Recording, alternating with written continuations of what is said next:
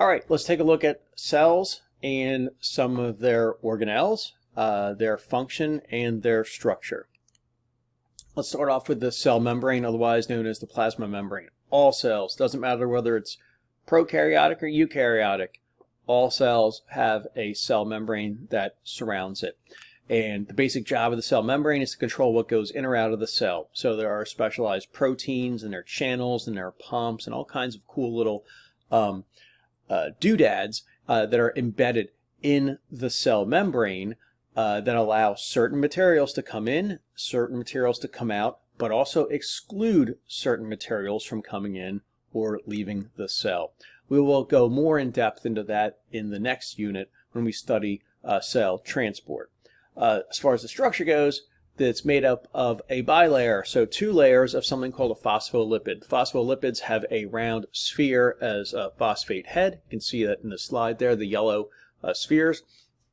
And the lipid tails are lipid tails. So lipids are hydrophobic. They don't like water, but we'll learn more about that when we go into the next unit. So a double layer of structures that either hate water, which are on the inside, the tails, or love water, which are the phosphates on the outside. Okay. Nucleus.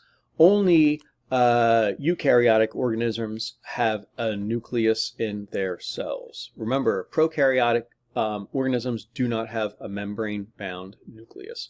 So the nucleus is found anywhere in the cell, doesn't have to be in the middle, and it controls everything in the cell because it contains the DNA of the cell, the deoxyribonucleic acid, that needs to get unzipped, unwound, and read, transcribed into messenger RNA, and the messenger RNA leaves the nucleus, goes to the ribosomes, and where the messenger RNA is translated into proteins. So arguably, the nucleus is the control center of the cell, and it contains DNA, sometimes in the form of stringy DNA that we see there called chromatin.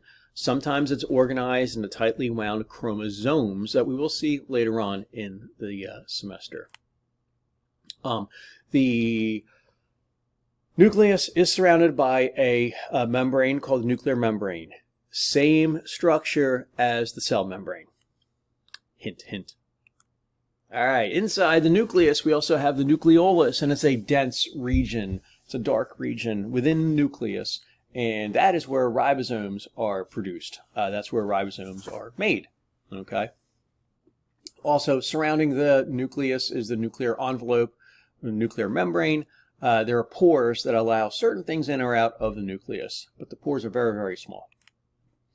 All right, so here we have the smooth ER, smooth endoplasmic reticulum, and basically it is attached to the nucleus, and it's a highway. Basically, it's a set of hallways attached to the nucleus where things are made or broken down. In the case of the smooth ER, there are no ribosomes, there are no bumps on it, compared to the rough ER. Now, the rough ER is called rough because the rough ER has these things called ribosomes, and ribosomes are protein factories. They have only one job. Their job is to take amino acids that are brought to them by the transfer RNAs and link them together through dehydration synthesis. So remember, the messenger RNA leaves the nucleus through nuclear pores, goes to the ribosomes, and the ribosomes translate the messenger RNA. So they read the messenger RNA code. And depending on the codons that we're reading, anticodons on the transfer RNAs will meet up, and they will be complementary, and the transfer RNAs will drop off their amino acids. The amino acids will be linked together through dehydration synthesis, and protein chains will be elongated. Okay, so that's the function of ribosomes, to make proteins. As far as the structure, they're tiny, and they're always found, they're found throughout the entire cell of both eukaryotic and prokaryotic cells, and they're also found on the rough ER. That's why the rough ER looks rough. Speaking of which, here's the rough ER. It looks rough because it has ribosomes on it. If you see ribosomes on ER, not only is it rough, but its primary job is to make proteins. Okay, and again, the rough ER is attached to the nucleus. It's a set of hallways. All right, vesicles. Vesicles are basically carry-out containers made of phospholipid bilayer. So basically, it's spheres of membrane that transport material from point A to point B in the cell. Hopefully, you can see there on the slide where we go from 1, 2 to 3, from the nucleus to the rough ER. And the rough ER we can see is producing proteins which are packaged in the vesicles, and the vesicles are then moved throughout the cell. Golgi bodies, or Golgi apparatus, or Golgi complex, they're all three synonymous. They all mean the same thing. Basically, what the Golgi bodies do is they check incoming vesicles that are containing proteins. Let's go back to this slide for a second here. So take a look at the image on the left-hand side of the screen. The Golgi body is right about in the center of the screen there. And the Golgi bodies receive vesicles, and the vesicles merge with them and dump the protein into the Golgi bodies. The Golgi bodies' job is to check the protein to make sure it's made correctly. That's the first job. The second job is, if it's a minor issue, it can potentially fix or modify the protein.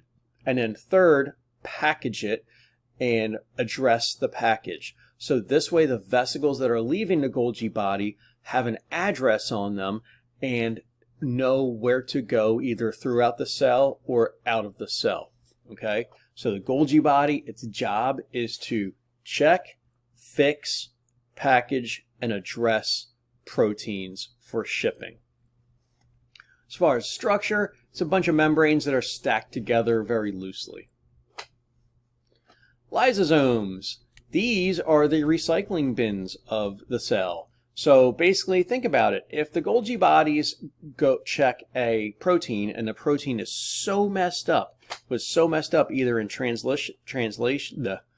transcription or translation, and the protein's not made correctly, it will be marked for destruction, put into a vesicle, and that vesicle will then merge with a lysosome, because lysosomes are bound by membranes. So it's like two soap bubbles coming together. Here is the vesicle containing the protein that is not correctly made. It will merge with a lysosome like this, and inside the lysosome are digestive enzymes that will break down those proteins.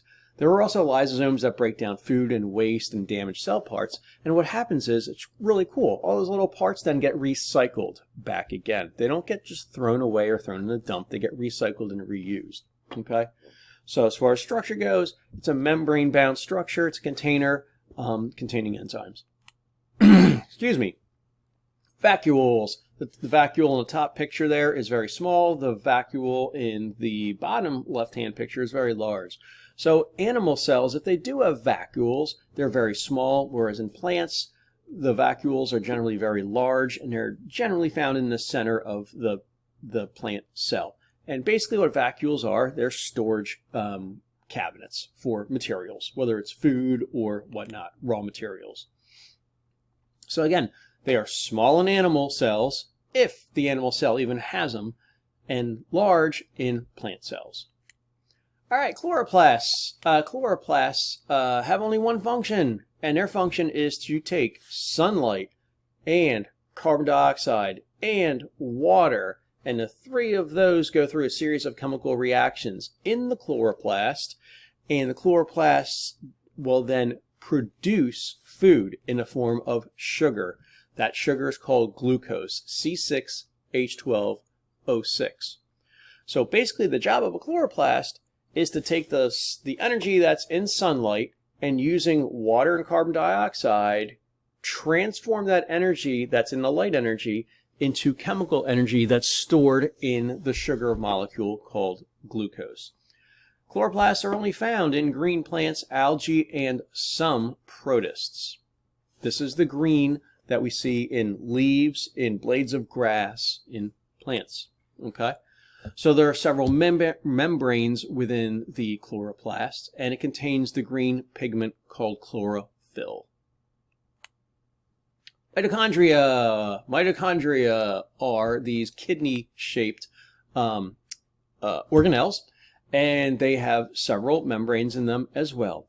And the job of the mitochondria is kind of the opposite of the chloroplast, whereas the chloroplast takes the light energy in the sunlight and transforms it using water and carbon dioxide into food in the form of glucose, chemical energy. The mitochondria does the opposite.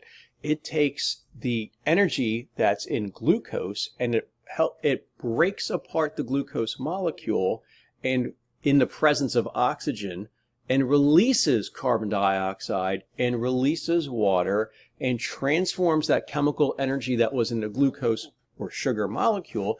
It transforms it into chemical energy that the cell can use. We call that ATP, and we'll learn a little about blah, blah, blah, blah, blah.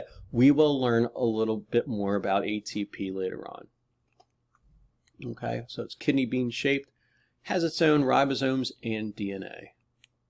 All right, the cytoskeleton. Basically, a cytoskeleton has a couple different jobs, and it supports the cell. It provides the cell with some shape, and it also actually is made up of these protein strands that act as paths. So when vesicles are moving things from point A to point B in the cell, there are actually pathways, microtubule pathways or protein pathways, basically, that will help the vesicles get from point A to point B. The cytosol or cytoplasm, they're kind of used interchangeably. Technically, the cytosol is the jelly-like liquid that is in the cell. Technically, the cytoplasm is the cytosol plus the organelles. But for this class, we'll use them interchangeably. Cytoplasm, cytosol. This is where the majority of chemical reactions occur in the cell. And again, it's jelly. It's a jelly-like substance. That's clear. Centrosomes and centrioles, these are only found in animal cells. They are not found in plant cells. And basically, these help the animal cells divide.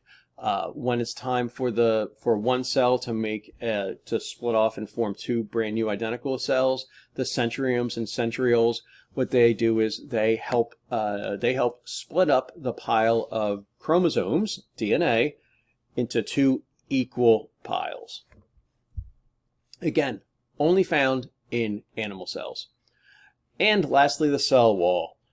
Cell wall is just like the cinder blocks in this classroom. It's a protective barrier. It's a structure that helps protect the cell, gives it rigidity, gives it some structure. Not all cells have a cell wall. These cell walls are generally made of something called cellulose. It's a carb.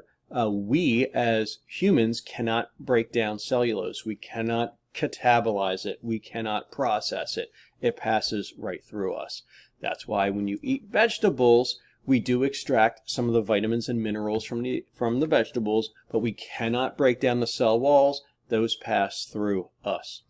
And it's usually, cell walls are usually the outer part of a plant, fungus, or bacterial cell. Animal cells do not have a cell wall. We only have a cell membrane. Okay?